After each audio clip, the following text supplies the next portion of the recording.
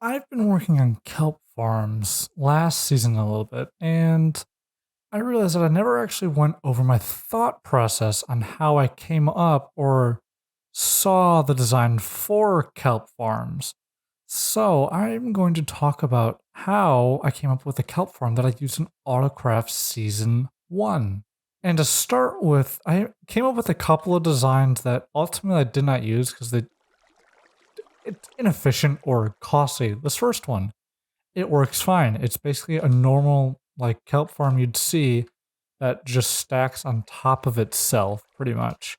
So when the kelp grows to be tall enough, it hits this observer, triggers this dropper like that, and then triggers the piston, this piston, which triggers this observer, which triggers this piston, and so on. But as you can tell just from the back, it is quite expensive to get, and not all of the kelp actually makes it out. There's quite a bit of kelp that gets stuck by the flowing water, which becomes a problem. Now with this one, it's kind of the same thing where the kelp grows, the observer detects one of the growths and knocks it in, but the problem is that it lands on this, and sometimes the kelp gets stuck down below, down there, so you also do not get all of the kelp.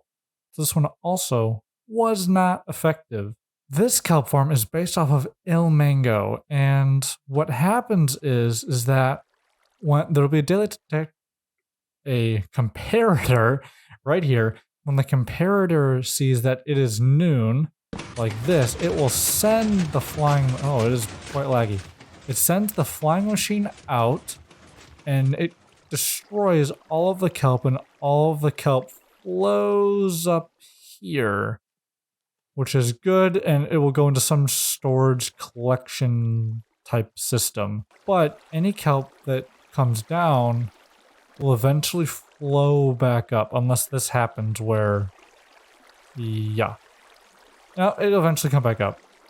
But I did a little extra. So what I did differently is actually kind of the whole thing, because the basics are the same that Ilmango does. He has a flying machine that comes and knocks it all out, and then something that returns it, and so on and so forth. But I custom designed pretty much all of this. The flying machine itself, and the clock, basically, and even the return system. So I'm going to show how it is built and kind of describe how it works as I go. So firstly, you want to have a row of 7 obsidian, and the reason why it is 7, not 6, 8, 10, 12, or whatever, is because water can only flow 8 blocks. So the water will start here, flow to here, to your collection system way up there, and then it'll collect. So you don't want more than 7, and you don't want less than 7 either for those reasons.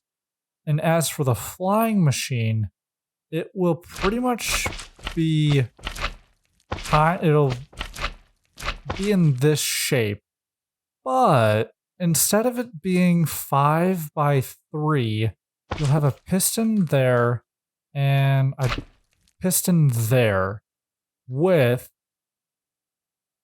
observers facing out like, whoops, like this. And the way I did that was I used Tweakaroo to place it in the direction that I want. So, and just on these ends, we just put some glass. The reason why we have it on front and back is because when it goes out, this glass will take any kelp out. When it comes back, this glass will take any kelp out that regrew. So there's the flying machine, a 5 by 3. Okay, just to clarify, I messed these up. It should be like this instead.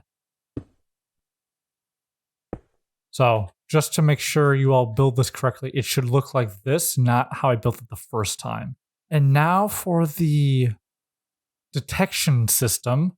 So the way you want to kind of line it up is first just put a sticky piston there along with a block on top of it. This will set kind of the stage area of how this will work. And now it is just a simple comparator output here. So if it's like that, and then we do need a redstone block.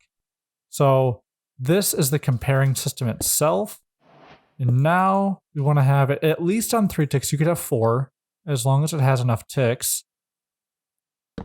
Then you want to have a note block with an observer there, and then some immovable blocks. So this could be like a glazed terracotta or obsidian. I like the glazed terracotta because it looks nicer, in my opinion. So I do that. And now, if we were to send this off, it would go off.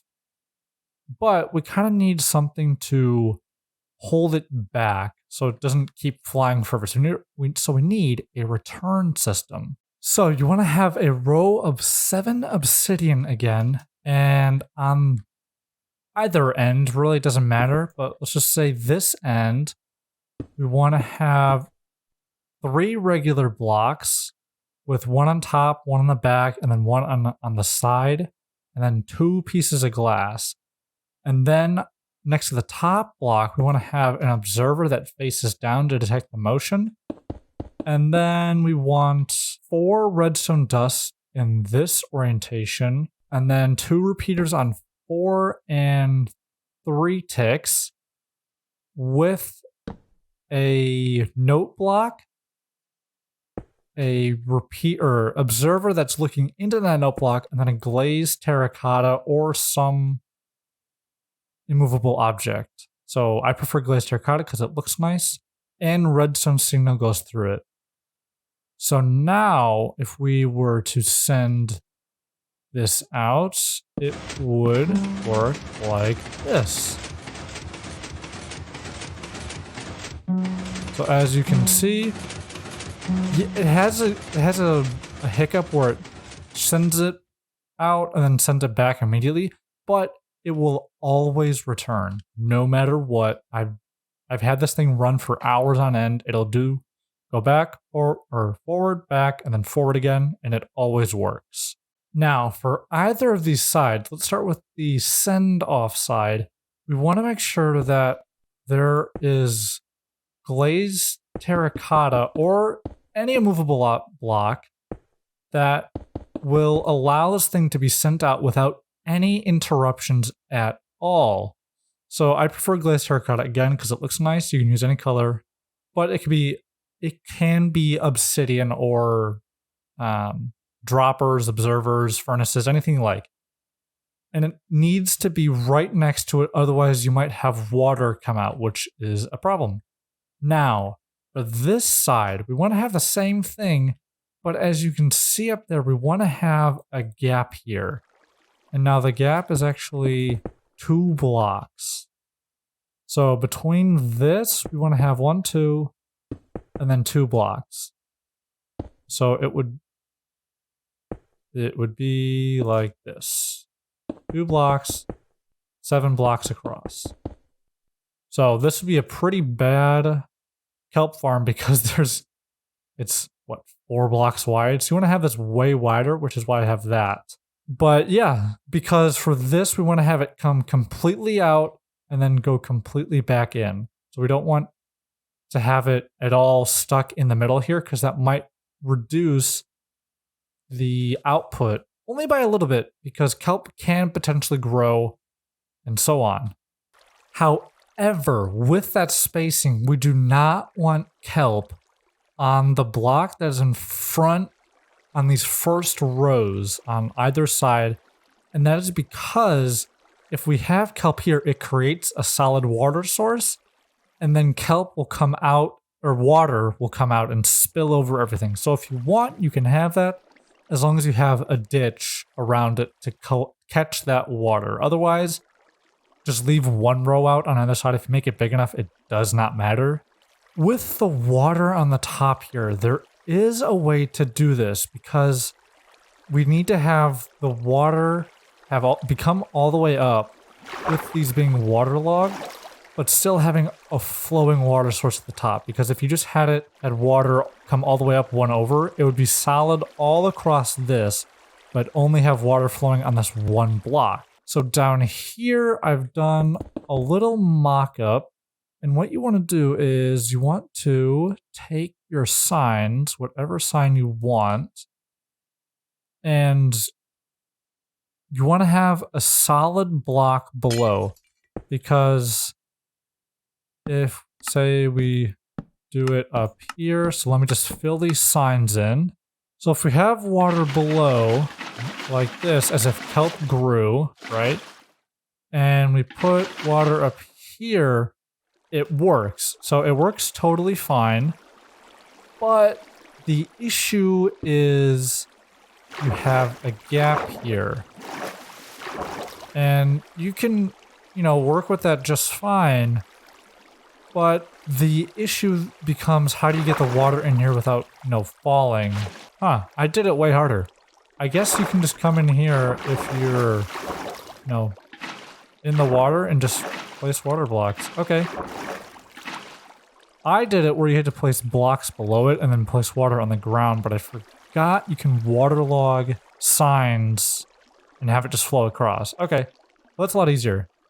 So I guess you don't need to do that, but it's a good demonstration on how to get the water flowing and why you need to make it 7 blocks in the middle and have an 8th block as the exit point. And once you build it, you can basically build this as long as possible. As long as you want, really. It doesn't really matter.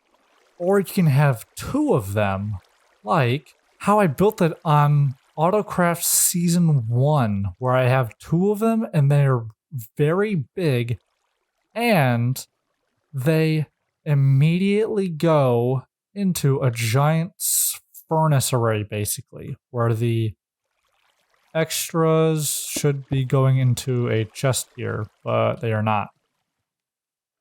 And yeah, so this is what you can do once you have it built, and it is quite laggy, apparently. It's not too bad, the MSPT is 4.0. But yeah, so that is pretty much it for the kelp farm. If you want the world download, let me know in the description below so I can get a download into that description. Let me know in the comments below.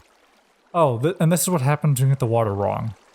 It gets messed up real bad and you lose a whole bunch of kelp.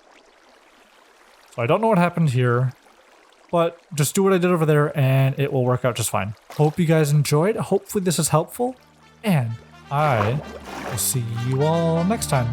Goodbye.